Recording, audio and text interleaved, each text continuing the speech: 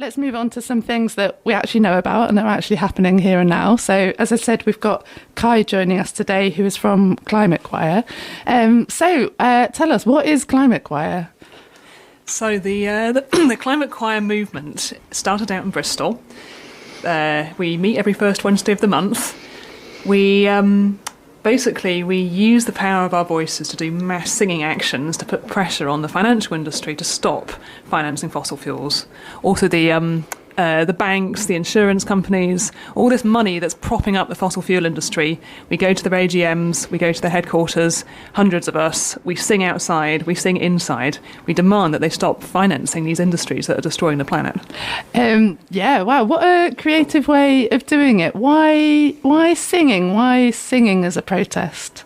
I've got a background as a musician. I love singing. I've been to a lot of protests in the past. I've been interested in the environment since I was 10 or something. And always wanted to find a way of combining like my love of music and my love of the planet. And I remember it was 2013 and there was a COP in Lima. And I saw a little choir, I think they were called Hackney Harmony, and they were singing outside 10 Downing Street. And that was just a completely pivotal moment for me. I just thought, wow, I'm in a protest and it's not draining me. My heart is here. And I just thought, this is the way forward. I've always loved community choirs, so there you go. I love that thing you just said about it's not draining you. I also have done quite a lot of protests in the past, but got thoroughly burnt out by them. Spent my 20s doing protests and then haven't really been on many since. So that's fantastic. Is that part of the ethos that it's a nurturing or like nourishing space? Yeah, it is. It is. I mean, basically, I think there's a lot of people, maybe even certainly in Bristol majority, who actually, they do get climate change, they take it very seriously, but they just can't get arrested. And so it's quite nice that there is an option for them. They can take direct action, but it's action that's actually sustaining and nourishing, and it's also for passers-by, people witnessing us, it calms the nervous system, it's attractive, people want to come in and join us. So I feel it really fills a sort of valuable niche. Fantastic. So you've kindly sent us a couple of clips. Maybe I'll play this. You've sent us a clip called Eradicate Ecocide. Do you want to tell us about that? Sure, yeah. So basically there's these massive asset manager companies, which are the kind of richest companies in the world that you've never heard of, Vanguard and BlackRock. We may have heard of BlackRock, I don't know. Pouring, trillions into the fossil fuel industries with these rather sort of secretive headquarters in London. You wouldn't know where they were. And so, Polly Higgins, who's the lawyer who died recently, she wrote a book called Eradicate Ecocide, all about making ecocide a crime against peace.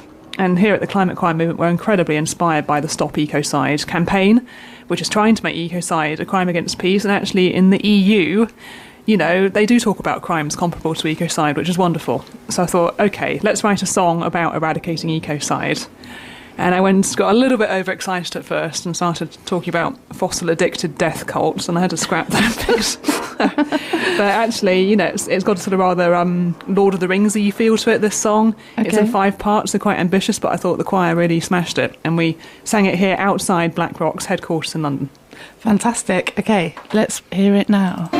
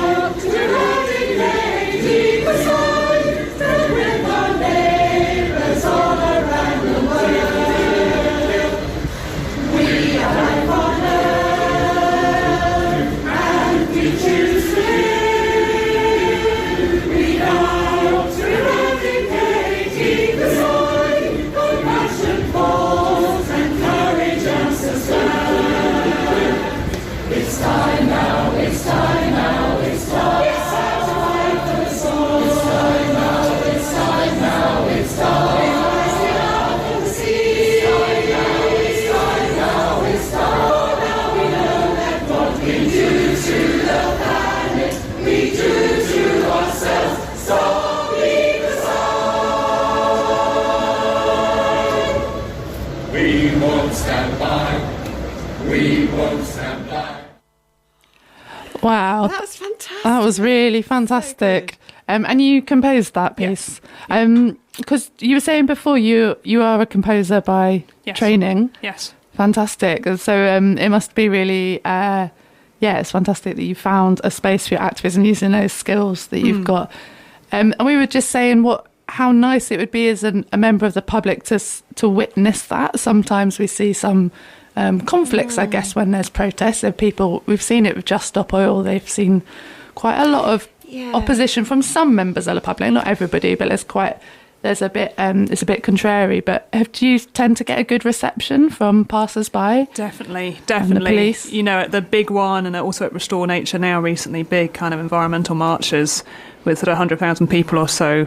You know, we've had people in tears as we just walk down the street singing, and people sort of joining us on the spot. It's really, it's really attractive. I feel it's like, the environmental movement, I don't want people to join it out of guilt. I want people to join it out of joy. And I feel that the choir movement, it really helps that. And it also helps because it's very unifying. There's something like, if you're in a community choir, you're all singing together and your voices are harmonising. So you can sort of forget your little disagreements or whatever, but all come together. And that's just, I think we all just want this sense of, harmony with each other. That's how we want to live. So the climate choir itself, I understand it began in Bristol, but it's now spread across the UK. Is that right? Yes. And the Bristol group of it, are they professional singers? Or? No, they're not. They are concerned citizens, some of whom read music and some of whom don't. Okay. Yeah, no, we started with there's been a big campaign to stop Bristol Airport expanding. And the Climate Choir sort of officially came into being as part of demonstrations at the High Court, I can't figure what it's called, Crown Court in Bristol, where, BAAN were trying to, appeal this decision to expand Bristol Airport. And so we came together and we sang songs outside this court. And I think people were so moved by the experience, they just thought, let's keep this going. And then, the germ spread.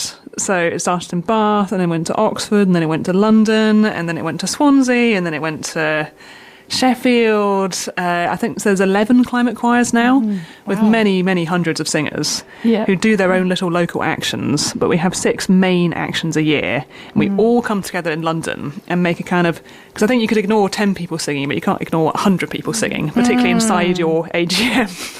Fantastic. That makes me think of I used to play in a samba band, and back in maybe it was like 2005, I remember there was a big protest in London because George Bush came to visit London, and I was in Sheffield at the time, and we came down to London, but there were samba bands from all over the country came to London and played samba together, and there were maybe 300-400 people playing samba bands. It was quite impressive powerful noise. There was definitely something about that, amplifying your voices when you've got so many people together. Also, though, I saw what I think probably was the climate choir in Bristol Cathedral. I can't even remember what the action was. It might have been an airport one. And they were singing, I'm wondering if this is one of your songs, Kate, Let Us Stand.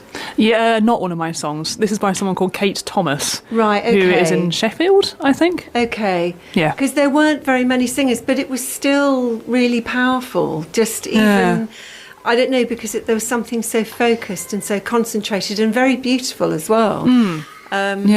Yeah, so I think even with the individual choirs, it's really effective. Yeah, and also for the people within the choir, I just think there's there's so much, to make us despair, but actually doing something and singing you're already manifesting the world that you want to see now. I loved what you said about harmony.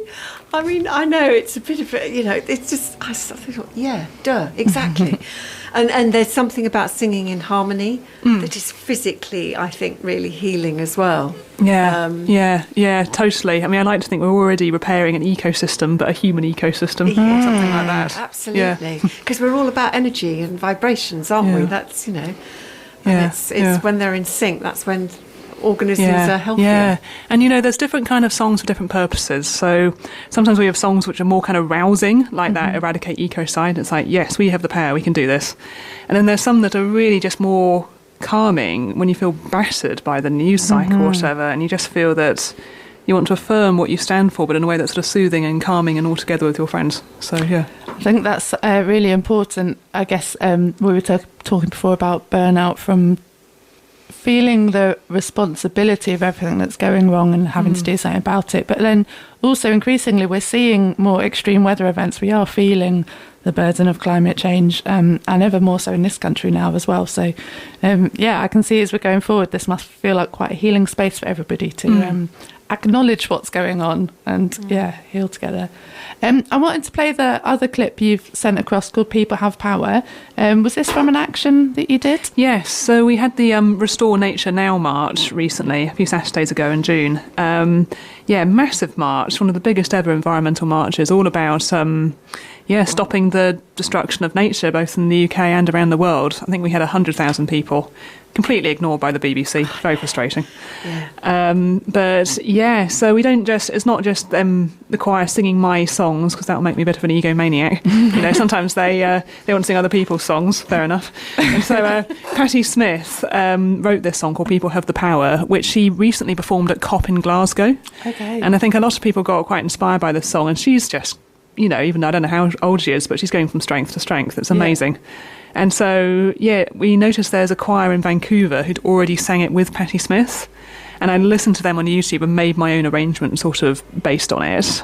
And we, local singer Ali Orbaum, who runs Gasworks Choir, came and was Patti Smith for us, with John, a guitar player, and the choir all sang it at this Restore Nature Now march. So that was just a real peak moment of feeling, we have the power. Oh, fantastic. Great. Let's hear that now.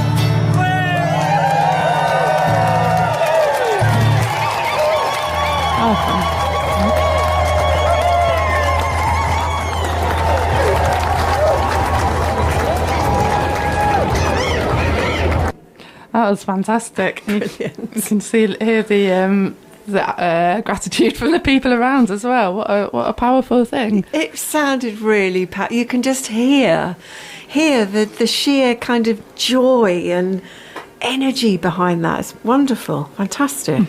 So that was like a nature-based march, wasn't it? The Restore Power Now.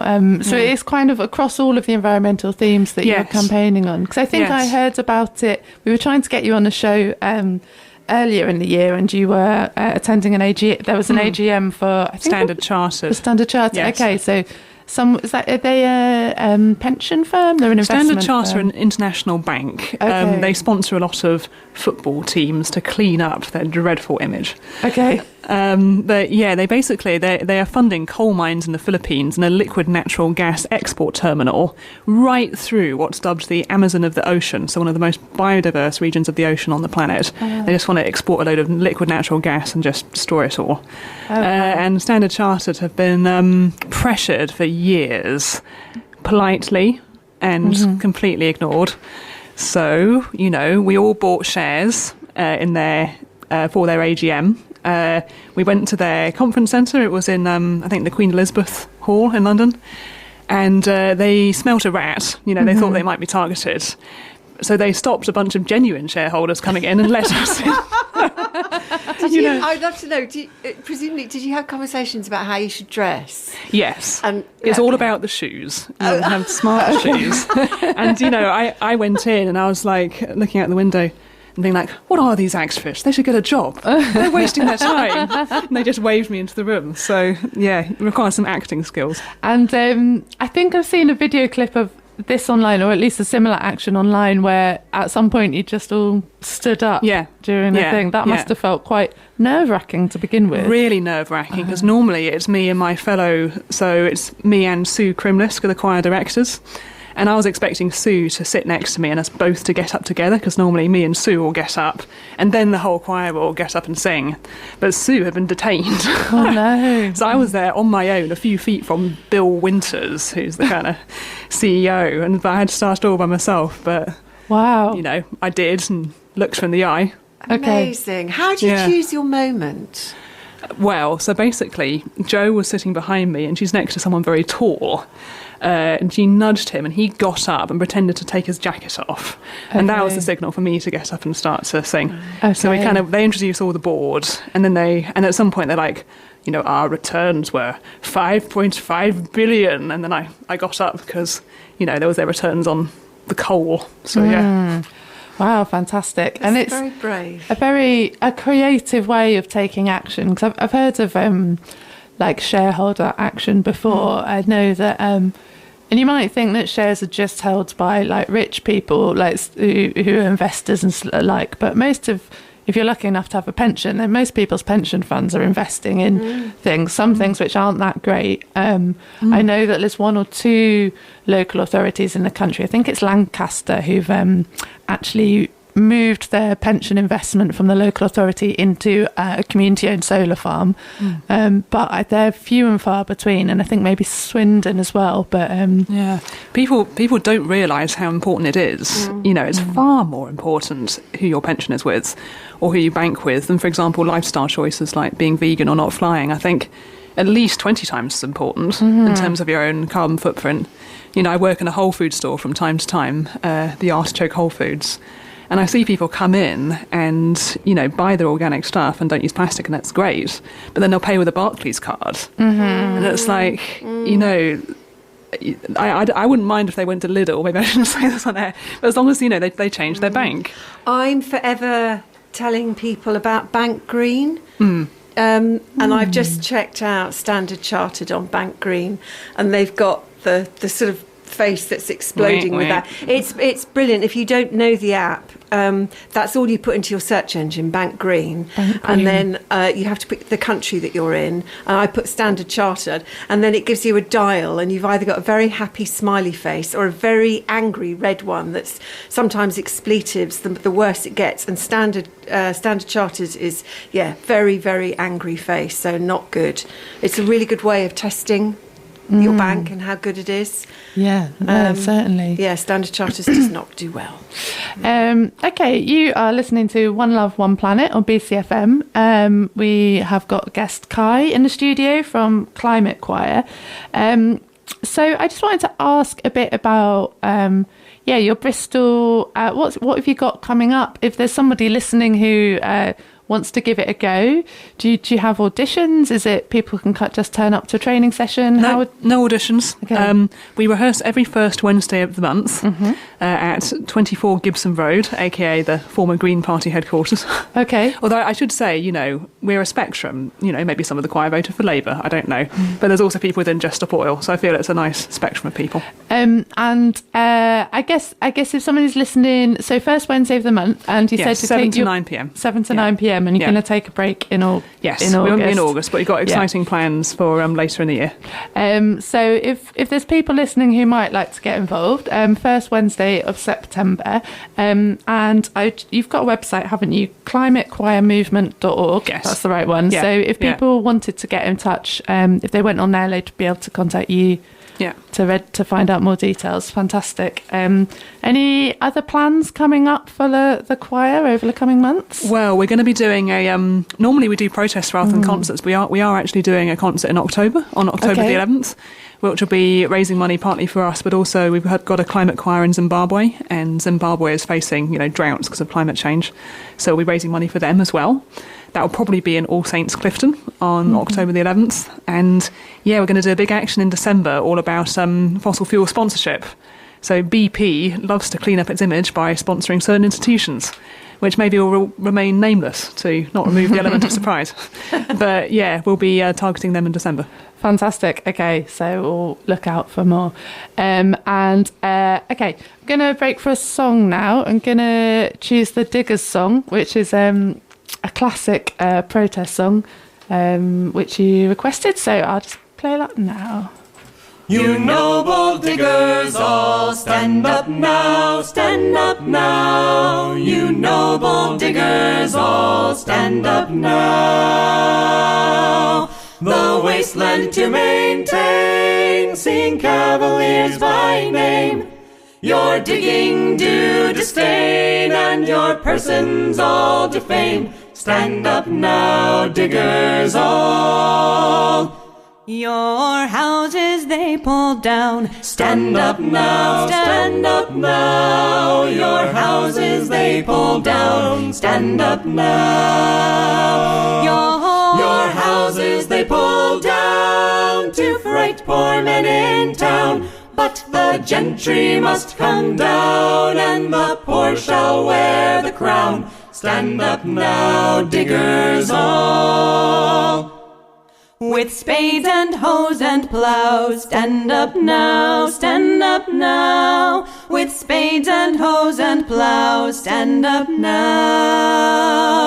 Your freedom to uphold, seeing Cavaliers are bold, to kill you if they could, and rights from you withhold. Stand up now, diggers all. The gentry are all round. Stand up now, stand up now. The gentry are all round. Stand up now. The gentry are all round. On each side they are found. Their wisdom so profound to cheat us of the ground. Stand up now, diggers all.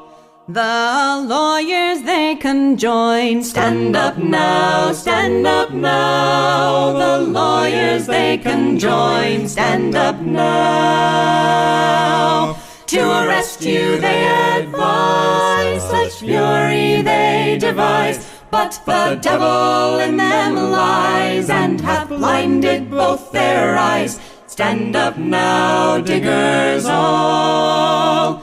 The clergy they come in. Stand up now, stand up now. The clergy they come in. Stand up now. The clergy they come in and say it is a sin that we should now begin our freedom for to win. Stand up now, diggers all. The club is all their law. Stand up now, stand up now. The club is all their law. Stand up now. The club is all their law to keep poor folk in awe. But they no vision saw to maintain such a law. Stand up now, diggers all.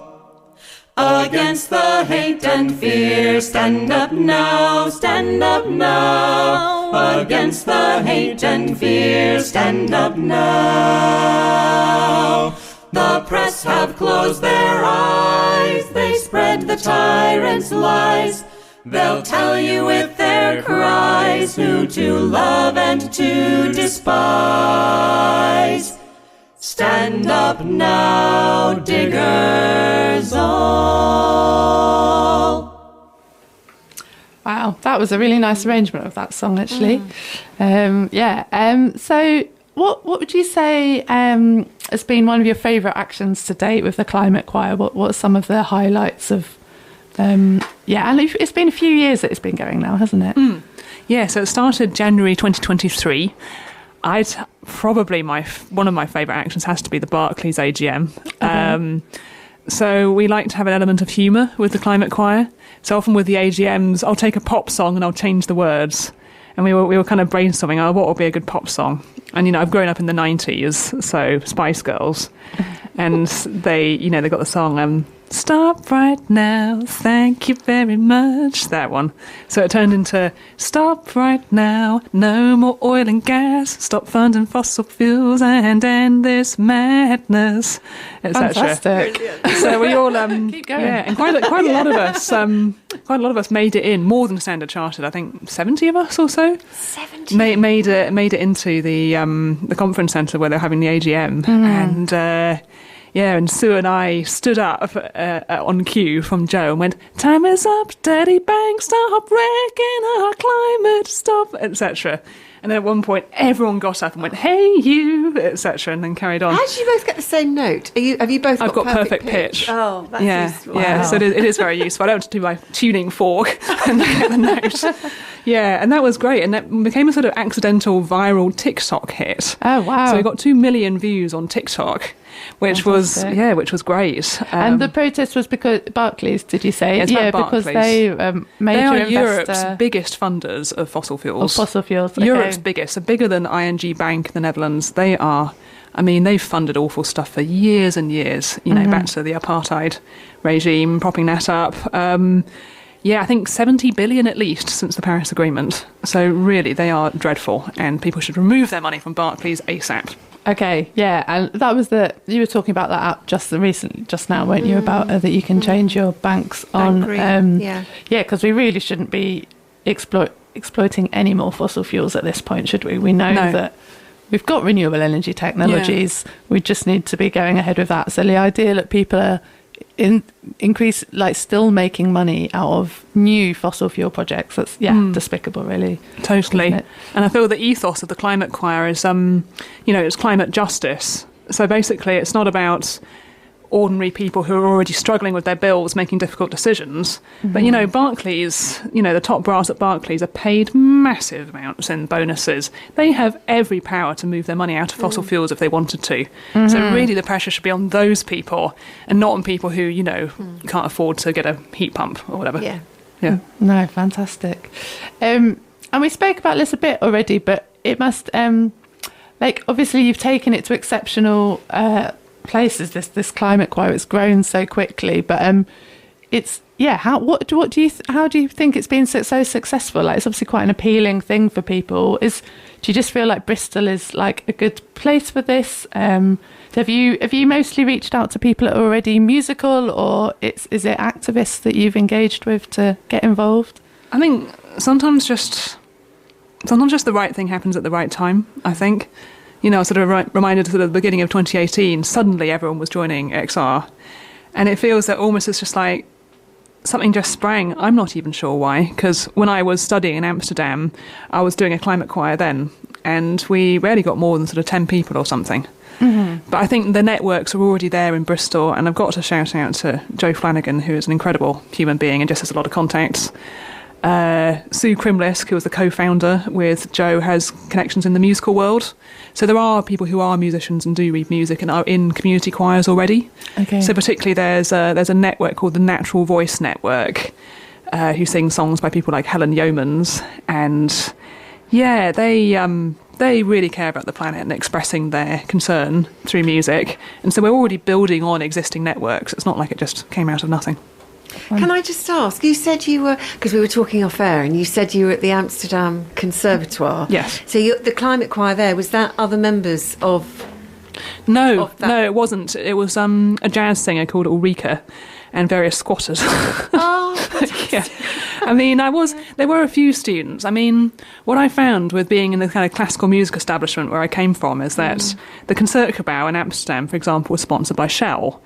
And I just felt outraged. I feel classical music, I like to think, romantically, that it's about celebrating the best of the human spirit and not about whitewashing Shell.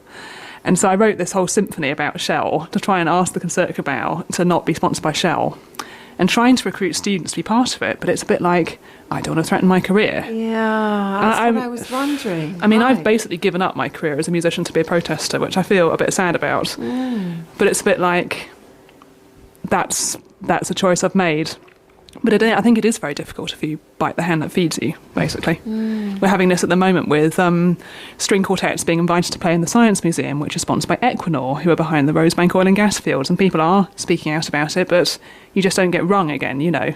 So, yeah.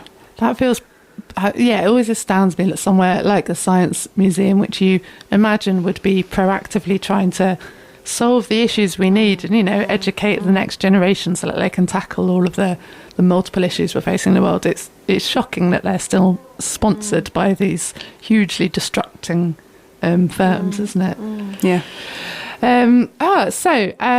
So that we've been chatting to Kai from the Climate Choir. And if you are listening and you want to get involved, just a reminder that their next rehearsal will be the first Wednesday of September. And you can find out more on climatechoirmovement.org. Okay, fantastic. Well, thanks so much, Kai, for joining us today. That was fantastic.